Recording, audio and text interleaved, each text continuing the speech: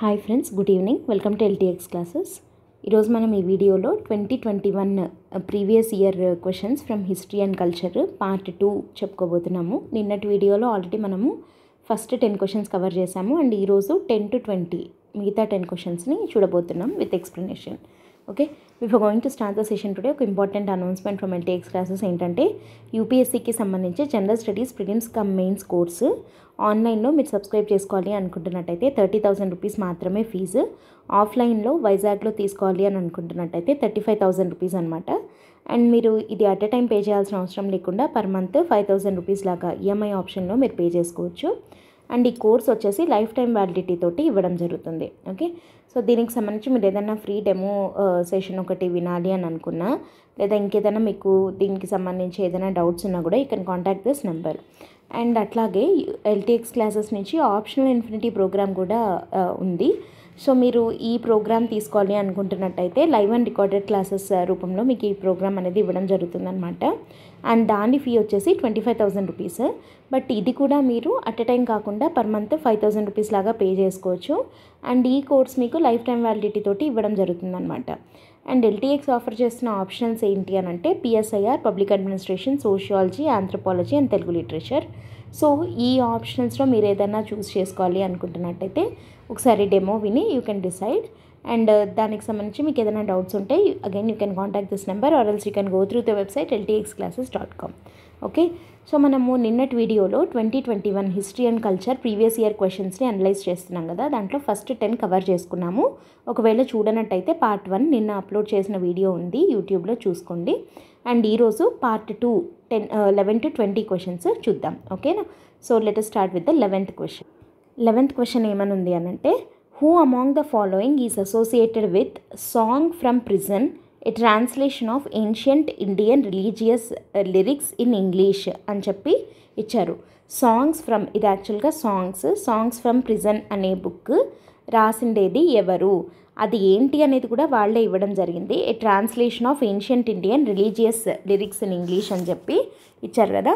So ఈ book రాసిండేది, దీంతో associate అయి ఉన్నది ఎవరు అని అంటే ఆన్సర్ వచ్చేసి మోహన్ దాస్ కరమ్చంద్ గాంధీజీ గారు రాయడం జరిగిందనమాట.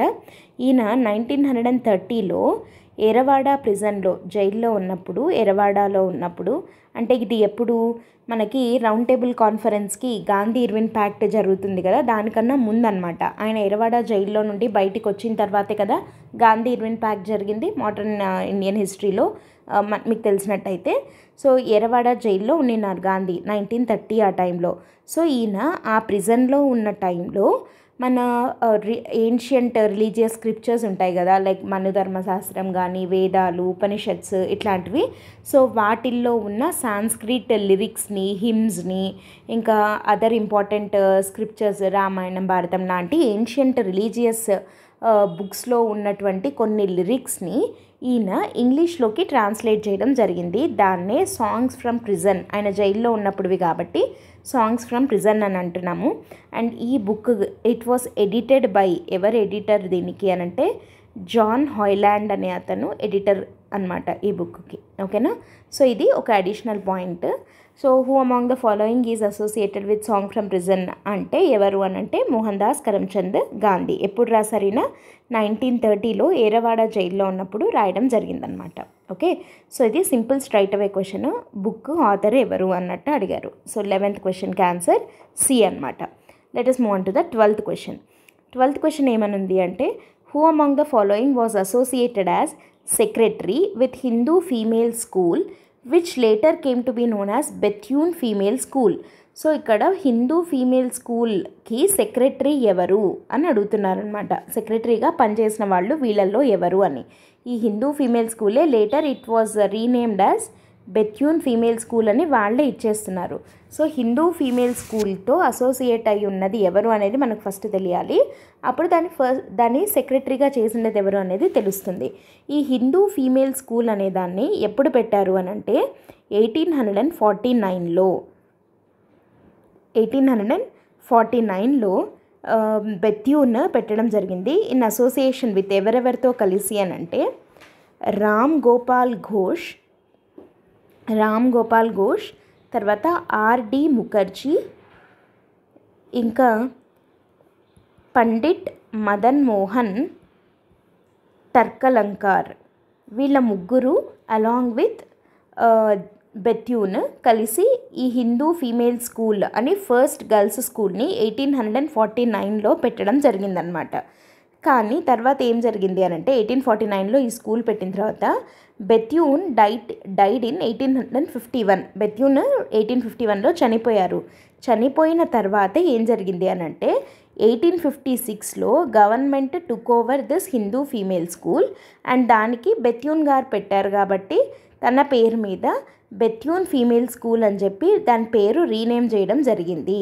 Okay, so government renamed it as Bethune female school and ఆ బెత్యూన్ ఫీమేల్ స్కూల్గా రీనేమ్ చేసిన తర్వాత 1856 తర్వాత దీనికి ఈశ్వరచంద్ర విద్యాసాగర్ గారిని who is very famous social reformer కదా ఈశ్వరచంద్ర విద్యాసాగర్. ఈయన మెయిన్ ఏ కాజ్ కోసం పనిచేయడం జరిగింది?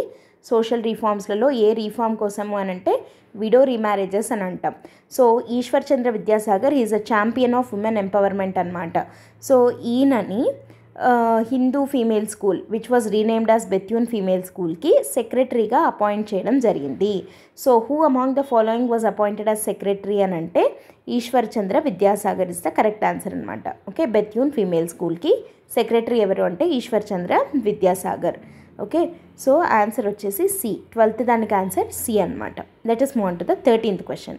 13th question ఏమనుంది? Again simple straight question. In the context of colonial India Shahnawaz Khan, Prem Kumar Sehgal and Gurubaksh Singh Dhillon are remembered as వీళ్ళు ముగ్గురు ఎవరు అని చెప్పి అడిగారు. ఆప్షన్స్ ఒకసారి చూద్దాము. Leaders of swadeshi and boycott movement, members of interim government in 1946, members of drafting committee in constituent assembly, officers of Indian National Army.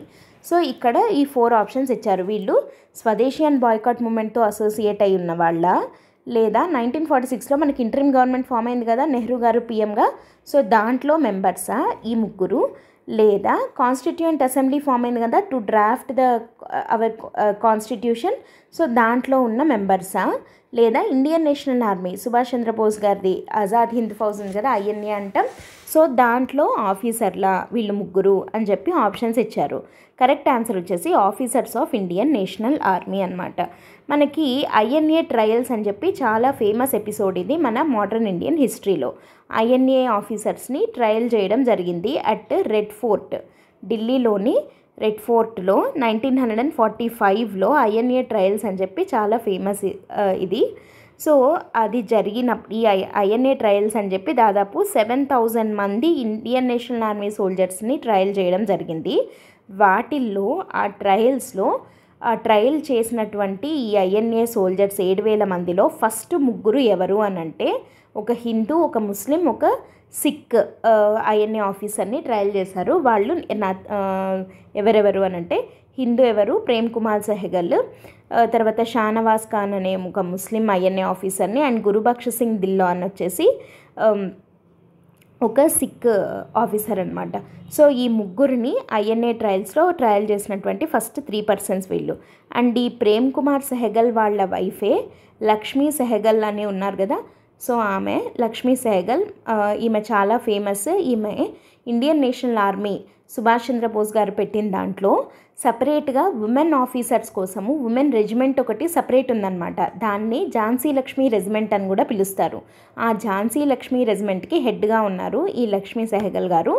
And ఈమె అబ్దుల్ కలాం గారు ప్రెసిడెంట్గా చేసేటప్పుడు ఈమె కూడా ఇండియన్ ప్రెసిడెంట్ కింద కంటెస్ట్ కూడా చేయడం జరిగిందనమాట లక్ష్మీ సెహగల్ గారు, who is wife of Prem Kumar Sehgal అనమాట. సో ఈ ముగ్గురు ఎవరు అని అంటే ఇండియన్ నేషనల్ ఆర్మీ యొక్క ఆఫీసర్స్. సో ఇట్లాంటి క్వశ్చన్స్లో ఒక చిన్న బెనిఫిట్ ఏంటి అని అంటే ముగ్గురులో ఎవరైనా ఒకరి గురించి మనకు కన్ఫామ్గా తెలిసినా మిగతా ఇద్దరు తెలియకపోయినా మనం ఈజీగా ఆన్సర్ చేసేయచ్చు. ఓకే, సో 13th దానికి ఆన్సర్ ఏంటి అని అంటే D, officers of Indian national army అనమాట. Okay, so let us move on to the 14th question. 14th question ఏంటి అని అంటే కన్సిడర్ ద ఫాలోయింగ్ స్టేట్మెంట్స్ అని చెప్పి 2 స్టేట్మెంట్స్ ఇచ్చారు.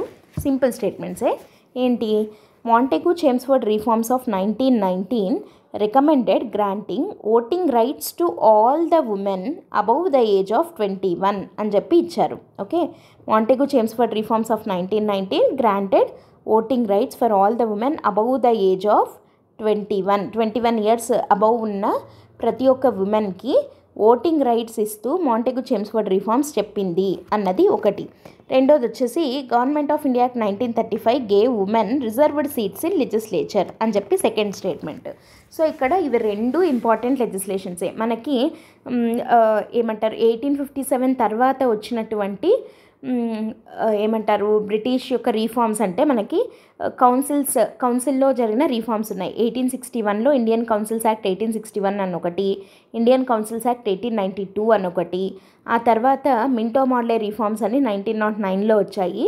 ఆ తర్వాత ఇంపార్టెంట్వి అంటే మాంటెగు చేమ్స్ఫర్డ్ రిఫార్మ్స్ అంటే 1919లో, గవర్నమెంట్ ఆఫ్ ఇండియా యాక్ట్ 1935. ఇవన్నీ important legislations post the revolt of 1857. వీటిల్లో 1909 దాన్నే ఏమంటామంటే మింటో మార్లే రీఫార్మ్స్ అని చెప్పి పిలుస్తాము. ఎందుకంటే అప్పటి సెక్రటరీ మార్లే అండ్ అప్పటి వైస్రాయ్ మింటో వీళ్ళిద్దరూ కలిసి తెచ్చిన రీఫార్మ్స్ కాబట్టి. అట్లాగే 1919లో మాంటెగు చేమ్స్ఫర్డ్ రీఫార్మ్స్ అని చెప్పి వచ్చాయి. సో ఇక్కడ Chelmsford was the viceroy and Montagu వచ్చేసి సెక్రటరీ అనమాట. సో వీళ్ళిద్దరూ కలిసి తెచ్చిన రీఫార్మ్స్ గవర్నమెంట్ ఆఫ్ ఇండియాకి 1919 రూపంలో వచ్చాయి. సో ఆ రీఫార్మ్స్లో చాలా పాయింట్స్ ఉన్నాయి. వాటిల్లో ఒక పాయింట్ ఏమంటున్నారు, it recommended granting voting rights to all the women above the age of 21. ఇక్కడ స్టేట్మెంట్లో ఉన్న ప్రతి ఒక్క పార్ట్ని మనం జాగ్రత్తగా చూడాలి. ఇక్కడ ఒకవేళ ఆల్ ద ఉమెన్ అన్నంత granted voting rights to women అని కనుక ఉండుంటే స్టేట్మెంట్ 1 కరెక్ట్ అయ్యేది. ఎందుకంటే గవర్నమెంట్ ఆఫ్ ఇండియాకి 1919 కింద women were given right to vote for the first time vote అయితే ఇచ్చారు, ఉమెన్కి రైట్ అయితే ఇచ్చారు ఓట్ వేయడానికి. కాకపోతే అబౌవ్ ద ఏజ్ ఆఫ్ 21 లాంటి, అంటే ఇప్పుడు అబౌవ్ ద ఏజ్ ఆఫ్ 21 అని అంటున్నానంటే మనం దీన్ని ఏమంటాము, యూనివర్సల్ అడల్ట్ సఫ్రేజ్ అంటాం, అంతే కదా. యూనివర్సల్ అడల్ట్ సఫ్రేజ్ అంటే అబౌవ్ ఒక ఏజ్ ఉన్న ప్రతి ఒక్కరికి ఓటు హక్కు ఉంటుంది అని అంటే దాన్ని యూనివర్సల్ అడల్ట్ సఫ్రేజ్ అంటాం. ఇప్పుడు యూనివర్సల్ అడల్ట్ సఫ్రేజ్ ఏంటి, మనకి 18 ఇయర్స్ కదా. 18 ఇయర్స్ అబౌవ్ ఉన్న ప్రతి ఒక్కరు they are eligible to vote. ఇక్కడ ఏమంటున్నారు, 21 ఇయర్స్ అబౌవ్ ఉన్న ప్రతి ఒక్క ఉమెన్కి ఓటు హక్కు ఇచ్చారు అని చెప్పి చెప్తున్నారు. కానీ ఇక్కడ మాంటెగు చేమ్స్ఫర్డ్ రీఫార్మ్స్లో భాగంగా ఉమెన్కి అయితే ఓటు హక్కు ఇచ్చారు, కానీ ఇట్లా యూనివర్సల్ అడల్ట్ సఫ్రేజ్ లాగా అంటే 21 అబౌవ్ ఉన్న ప్రతి ఒక్క ఉమెన్కి ఇచ్చారు అని అయితే చెప్పలేదు.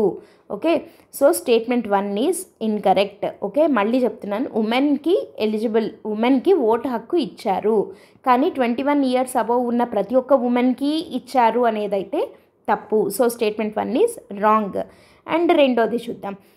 Government of India act 1935 gave women reserved seats in legislature.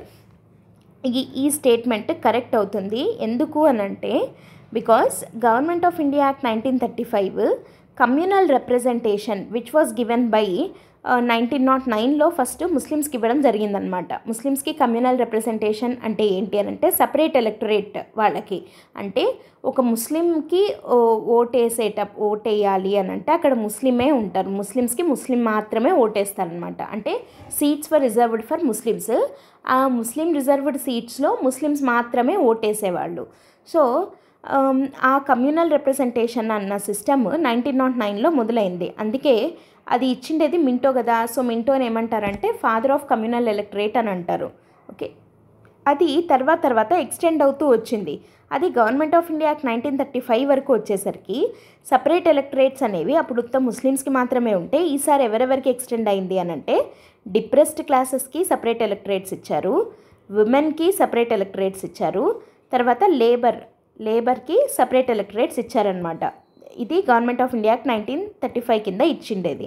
So ఉమెన్కి, డిప్రెస్డ్ క్లాసెస్కి, లేబర్కి సపరేట్ ఎలక్టరేట్స్ ఇవ్వడము అని అంటే ఏమని అర్థము అంటే ఉమెన్కి కొన్ని సీట్స్ రిజర్వ్ చేశారు. ఆ ఉమెన్ రిజర్వ్డ్ సీట్స్లలో ఉమెనే నిలబడినప్పుడు ఓన్లీ ఉమెన్ మాత్రమే ఓటేయాలి అని. ఓకేనా, సో అంటే ఉమెన్కి రిజర్వేషన్ ఇచ్చినట్టే కదా దాని ప్రకారం అర్థము. సో స్టేట్మెంట్ 2 ఈజ్ కరెక్ట్ అనమాట. సో పైన రెండు స్టేట్మెంట్స్లలో ఏ స్టేట్మెంట్ కరెక్ట్ అని అంటే 1 ఈజ్ రాంగ్ బికాజ్ ఉమెన్కి ఫస్ట్ టైం ఓటు హక్కు ఇచ్చారు. ఇక్కడ చూస్తే మనము 2 ఉమెన్కి ఇచ్చిన వాటి గురించే. ఉమెన్కి ఫస్ట్ టైం ఓటు హక్కు ఇచ్చిండేది 1919 యాక్ట్ కిందనే, కానీ not for all the women above the age of 21, కాబట్టి 1 తప్పు.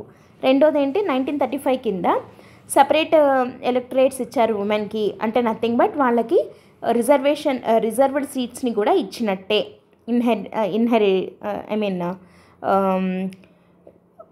యాక్చువల్గా దాంట్లో అర్థం ఏంటి అని అంటే ఉమెన్కి కూడా సపరేట్గా రిజర్వ్డ్ సీట్స్ కల్పించినట్టే. సో స్టేట్మెంట్ 2 ఈజ్ కరెక్ట్ అనమాట.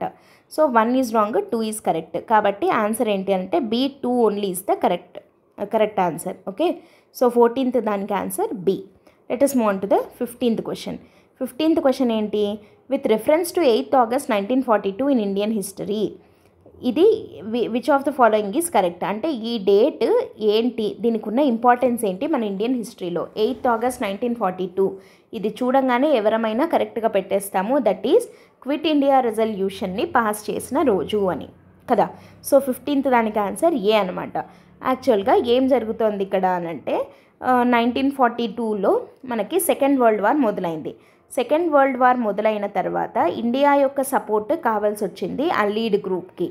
సో అలీడ్ గ్రూప్ అంటే బ్రిటన్ వాళ్ళ గ్రూప్కి USA, జపాన్ ఫోర్స్ చేసి బ్రిటన్ మీద తొందర పెడుతుందన్నమాట ఇండియా సపోర్ట్ తీసుకోమని చెప్పి.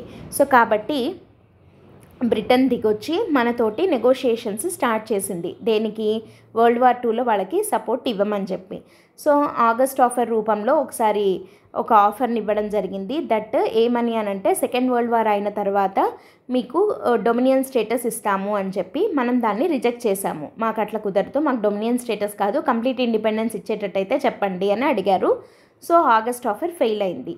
ఆ తర్వాత మళ్ళీ నెగోషియేషన్ కోసం ఈసారి క్రిప్స్ మిషన్ని పంపించడం జరిగింది. సర్ స్టెఫర్డ్ క్రిప్స్ అని బ్రిటన్ క్యాబినెట్ మినిస్టర్ ఆయన.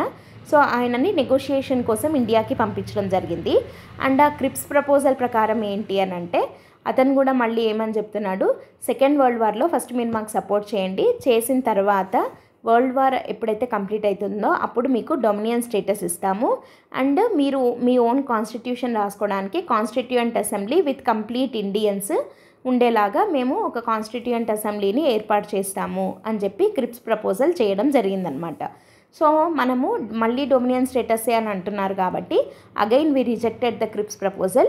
సో క్రిప్స్ ప్రపోజల్ రిజెక్ట్ చేశాం కాబట్టి అప్పుడు మనము జూలై 1942లోనే వార్దాలో జరిగిన AICC సెషన్లో మనం ఒక రిజల్యూషన్ తీసుకున్నాము. ఏమని అని అంటే let us launch a massive non violent mass మూమెంట్ను ఒకదాన్ని లాంచ్ చేద్దాము అనే డెసిషన్ని జూలై 1942లోనే వార్దాలో ఒక స్పెషల్ మీటింగ్లోనే డిసైడ్ అవ్వడం జరిగింది. సో కాబట్టి ఆగస్ట్ 8th 1942న గోవాలియా ట్యాంక్ అని చెప్పి బాంబేలో ఉన్న గోవాలియా ట్యాంక్ మైదాన్ అని చెప్పి ఉందన్నమాట. అక్కడ quit India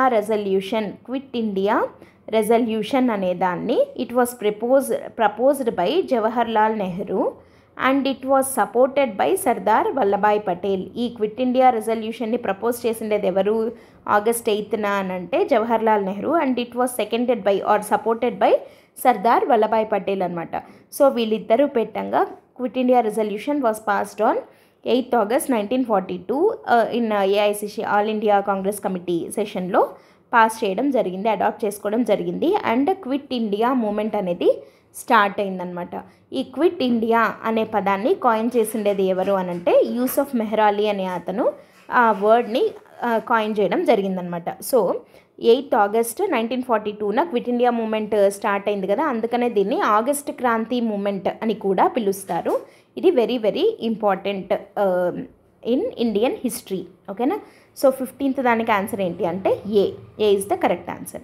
let us move on to the 16th question. Indigo cultivation in India declined by beginning of 20th century because of. Indigo cultivation ఇండియాలో డిక్లైన్ అయ్యింది ఎందుకు అని చెప్పి 4 స్టేట్మెంట్స్ ఇవ్వడం జరిగింది. Okay. Peasant resistance to oppressive conduct of planters అంటే ఈ IndiGo planters ఎవరైతే బలవంతంగా మన ఇండియన్ పెజెంట్స్ చేత చేయిస్తున్నారో ఆ పెజెంట్స్ తిరుగుబాటు చేశారు కదా రైతులు. సో ఆ రైతుల యొక్క తిరుగుబాట్ల వల్ల ఇండిగో కల్టివేషన్ తగ్గింది అన్నది స్టేట్మెంట్ ఏ.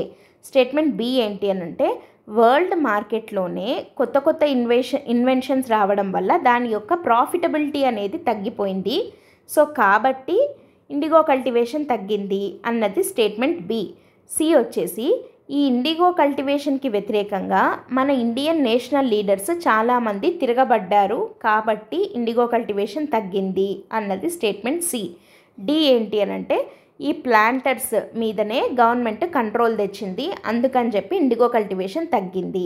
సో ఈ 4 స్టేట్మెంట్స్లో జనరల్గా మనము కొంచెం డెప్త్గా మనం ఒకవేళ చదవకపోయి ఉంటే జనరల్గా ఎవరైనా తప్పుగా పెట్టేది ఏంటి అని అంటే పెజెంట్ రెసిస్టెన్స్ పెరిగింది అగెయిన్స్ట్ ఇండిగో ప్లాంటర్స్, అంటే రైతుల యొక్క తిరుగుబాట్లు ఎక్కువ అవ్వడం వల్ల ఇండిగో తిరుగుబాటు చేశారు వాళ్ళు, మేము ఇండిగో కల్టివేషన్ చెయ్యము అని చెప్పి. సో కాబట్టి మేబీ ఇండిగో కల్టివేషన్ తగ్గిందేమో అని అనుకుంటాము. కానీ దీనికి కరెక్ట్ ఆన్సర్ ఏంటి అని అంటే ఇండిగో కల్టివేషన్ యొక్క ప్రాఫిటబిలిటీ వరల్డ్ మార్కెట్లోనే తగ్గింది బికాస్ ఆఫ్ న్యూ ఇన్వెన్షన్స్ అనమాట. ఓకే, సో ఇది ఎట్లా చెప్తాము అంటే అసలు ఫస్ట్ ఆఫ్ ఆల్ ఇండిగో అంటే ఏంటి అనేది తెలియాలి. ఇండిగో అంటే ఏంటి అని అంటే ఇది ఒక బ్లూ కలర్ డై, అంటే బ్లూ కలర్ అనమాట, మన నీలి మందు అంటాం కదా, సో బ్లూ డై అనమాట. ఇది జనరల్గా ప్లాంట్స్ నుంచి ఎక్స్ట్రాక్ట్ చేసేవాళ్ళు. ఓకే, సో అసలు ఈ ఇండిగోకి ఇండిగో అన్న పేరు ఎందుకు వచ్చింది అని అంటే ఇనీషియల్ డేస్లో అంటే ఏన్షియంట్ టైమ్స్లో అప్పుడంతా కూడా ఈ ఇండిగోని ఇండస్ వ్యాలీ ప్రాంతం నుంచి ఎక్కువగా ప్రొడ్యూస్ చేసేవాళ్ళు అనమాట. సో ఇండస్ వ్యాలీ నుండి ఇది పోర్చుగీస్ లేకపోతే మిగతా యూరోపియన్ కంట్రీస్కి అంతా కూడా ఇది ఇండిగో వెళ్ళేది. సో కాబట్టి ఇది ఇండస్ వ్యాలీ నుంచి వచ్చింది కాబట్టి దీన్ని ఇండిగో అని చెప్పి పిలిచేవాళ్ళు అనమాట. మరి అట్లాంటి ఇండిగో యాక్చువల్గా ఫస్ట్ ఈ బ్రిటిష్ వాళ్ళు ఏం చేశారు అని అంటే యుఎస్ఏ వాళ్ళ కొలనీగా ఉన్నప్పుడు యుఎస్ఏలో కల్టివేట్ చేయించేవాళ్ళు. So it was commercially encouraged, the indigo plantations were commercially encouraged in mid 18th century in USA. కానీ ఎప్పుడైతే యుఎస్ఏకి అమెరికన్ రెవల్యూషనరీ వార్ జరిగిన తర్వాత యుఎస్ఏకి ఫ్రీడమ్ వచ్చిందో ఆ తర్వాత నుంచి they shifted the base of cultivation of indigo from USA to బెంగాల్కి shift అవ్వడం జరిగింది. పర్టికులర్గా బెంగాల్ అంటే అప్పుడు బీహార్, ఒరిస్సా ఈ ఏరియాస్ కూడా వచ్చావు కదా, సో అక్కడ ఎక్కువగా ఇండిగోని కల్టివేట్ చేయించేవాళ్ళు అనమాట. అండ్ అందుకే మనము గాంధీజీ 1917లో చంపారన్ సత్యాగ్రహ చేస్తారు కదా, అది కూడా తీన్ కతియా సిస్టమ్కి అగెయిన్స్ట్గా, అంటే IndiGo cultivation 3/20th part of the ల్యాండ్లో కంపల్సరీగా ఇండిగోనే కల్టివేట్ చేయాలి అని చెప్పేవాళ్ళు. సో దానికి అగెయిన్స్ట్గానే కదా చంపారన్ సత్యాగ్రహ చేసింది. And Champaran was a village near Bihar. So ఎక్కువగా ఈ బెంగాల్, బీహార్ ఈ ఏరియాలో ఎక్కువగా ఇండిగో కల్టివేషన్ చేయించేవాళ్ళు అనమాట. ఎంత ఎక్కువగా చేయించేవాళ్ళు వీళ్ళు అని అంటే అరౌండ్ 1800 ఆ టైంలో 1800 ఆ ఇయర్లో బ్రిటన్కి అంటే బ్రిటన్కి ఎక్స్పోర్ట్ అయ్యే ఇండిగో మొత్తంలో 30% of the IndiGo imported by Britain was from India only. అంటే ఇండిగో బ్రిటన్ ఇంపోర్ట్ చేసుకునే ఇండిగోలో 30% ఇండిగో ఇండియా నుంచే వచ్చేది ఇన్ 1800. ఓకే, సో అదైనా ఓకే, కానీ మళ్ళీ చూడండి 1810 కల్లా అంటే జస్ట్ ఒక 10 yearsలోనే ఇది ఎంత పెరిగింది అని అంటే 95% of the IndiGo imported by Britain came from India only. అంటే ఎంత ఇండిగో కల్టివేషన్ పెరిగింది అని చెప్పచ్చు మనము. 30% మాత్రమే ఇండియా నుంచి ఎక్స్పోర్ట్ అయ్యేదైతే 95% of the indigo used by Britain came from India only. అంటే అంతగా విపరీతంగా ఇండియాలో ఇండిగోని కల్టివేట్ చేయించేవాళ్ళు. మరి అంతగా చేసేటప్పుడు అట్లాంటి IndiGo cultivation by the beginning of 20th century అంటే 20th century స్టార్టింగ్లో అంటే 1900 ఆ టైంలలో ఎందుకు ఇండిగో కల్టివేషన్ తగ్గిపోయింది అన్నది కదా ఇక్కడ క్వశ్చన్. మరి ఇంత విపరీతంగా ఉన్నది సడన్గా ఎందుకు తగ్గింది అని అంటే దీనికి ఇంత డిమాండ్ ఉండేది చూసి అర్థం చేసుకొని జర్మనీకి చెందిన అడాల్ఫ్ బేయర్ అనే అతను ఏం చేశాడు అని అంటే he started producing synthetic IndiGo. అంటే న్యాచురల్గా ఈ ప్లాంట్స్ నుంచి వచ్చే ఇండిగో కాకుండా సింథటిక్ కల్టివేషన్ స్టార్ట్ చేశాడు అనమాట ఇండిగోది. అంటే ప్లాంట్స్ నుంచి కాకుండా సింథసైజేషన్ చేయడం, సింథటిక్గా కల్టివేట్ చేయడం స్టార్ట్ చేశాడు. సో ఇది న్యాచురల్గా ఈ కల్టివేట్ చేయించి ప్రొడ్యూస్ చేసే ఇండిగో కన్నా కూడా చీపర్ అయ్యిందనమాట.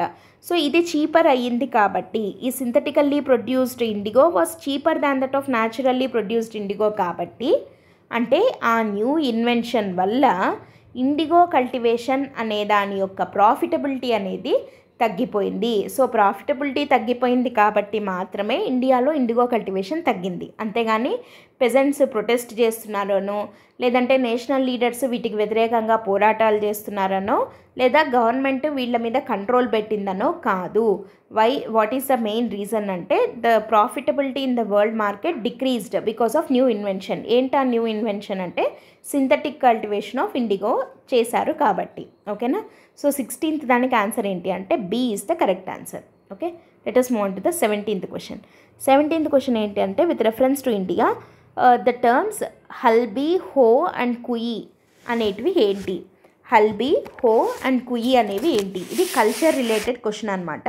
సో ఇవి ఏంటి అని అంటే దీనికి కరెక్ట్ ఆన్సర్ వచ్చేసి ట్రైబల్ లాంగ్వేజెస్. ఇవి ప్రీ హిస్టారిక్ కేవ్ పెయింటింగ్సా, మ్యూజికల్ ఇన్స్ట్రుమెంట్సా, లేకపోతే నార్త్ వెస్ట్ ఇండియాకి చెందిన డ్యాన్స్ ఫామ్సా అని చెప్పి అడిగారు. ఆన్సర్ వచ్చేసి ట్రైబల్ లాంగ్వేజెస్ అనమాట. ఈ హల్బీ యాక్చువల్గా ఇది హలాబీ అని కూడా అంటారు, లేదా హల్బీ. ఈ హల్బీ వచ్చేసి మహారాష్ట్ర, మధ్యప్రదేశ్ ఏరియాస్లో మాట్లాడే ట్రైబల్ లాంగ్వేజ్ అనమాట. ఇది ఇండో ఆరియన్ గ్రూప్ కిందకి చెందుతుంది. ఇండో ఆరియన్ ట్రైబల్ లాంగ్వేజ్ అనమాట ఈ హలాబీ అనేది. అండ్ ఈ హో కానీ, కుయి, తర్వాత కొండ, కోయ, గోండి, ఒరావ్, పర్జీ ఇట్లాంటివన్నీ కూడా ద్రావిడియన్ అంటే మన సౌత్కి సంబంధించినటువంటి ట్రైబల్ లాంగ్వేజెస్ గ్రూప్కి చెందినవన్నమాట. సో ఓవరాల్గా చెప్పాలంటే హలాబీ కానీ, హో కానీ, కుయి కానీ అన్నీ కూడా ట్రైబల్ లాంగ్వేజెస్. ఇది వచ్చేసి హలాబీ వచ్చేసి ఇండో ఆరియన్ గ్రూప్, ఇవి రెండు ద్రవిడియన్ గ్రూప్ అనమాట. ఓకేనా, మొత్తానికి ట్రైబల్ లాంగ్వేజెస్ ఇవి. Okay, so 17th answer D. Let us move on to 18th one. Which of the following statements is correct అని చెప్పి అడిగాను. స్టేట్మెంట్ ఏ అంటే ఈ నాలుగిట్లో ఏదో ఒకటి మాత్రమే correct. Ajanta caves lie in the gorge of Waghora river. Sanchi stupa lies in the gorge of Chambal river. Pandulena cave shrines lie in the gorge of Narmada river.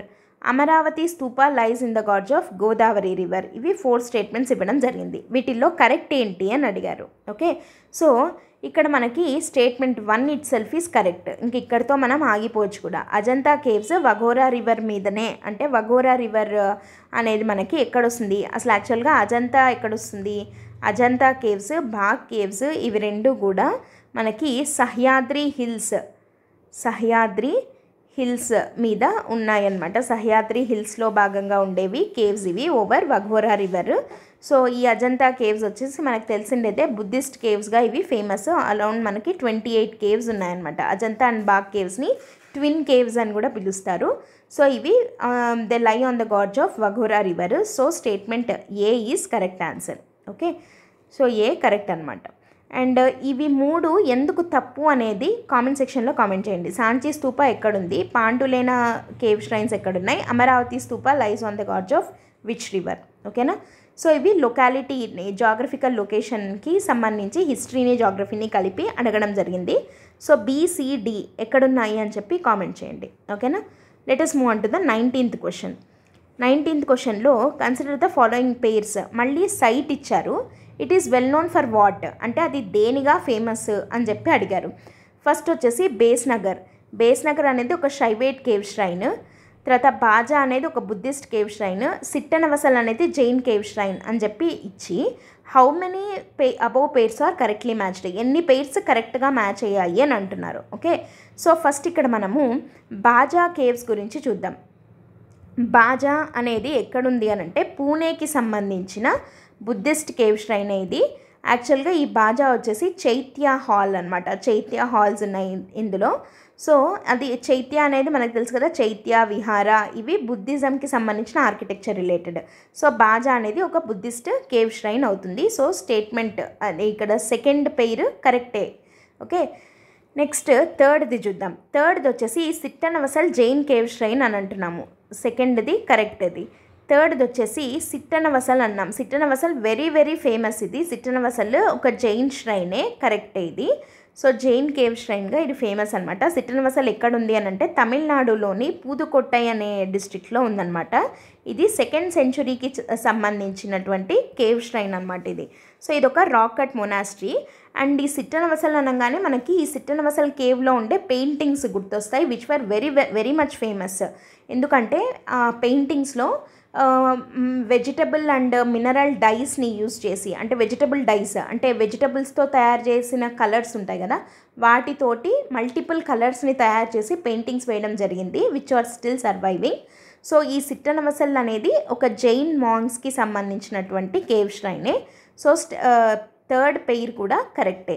And ఇప్పుడు first దానికి వద్దాం. బేస్ నగర్ కేవ్ అని ఉంది కదా, బేస్ నగర్ అనేది ఒక సైవైట్ కేవ్ ష్రైనా అని అడిగారు. ఇది రాంగ్ అనమాట. ఎందుకు అనంటే ఈ బేస్ నగర్ అనేది ఒకసారి మనం చూసినట్టయితే మధ్యప్రదేశ్కి సంబంధించిండేది ఇది. ఇక్కడ హిలియోడోరస్ అనే ఒక గ్రీక్ అంబాసిడర్ వాసుదేవ పిల్లర్ అని చెప్పి ఒకదాన్ని పెట్టడం జరిగింది. లార్డ్ వాసుదేవాకి సంబంధించిన ఒక పిల్లర్ ఆయనకి గుర్తుగా పెట్టడం జరిగింది.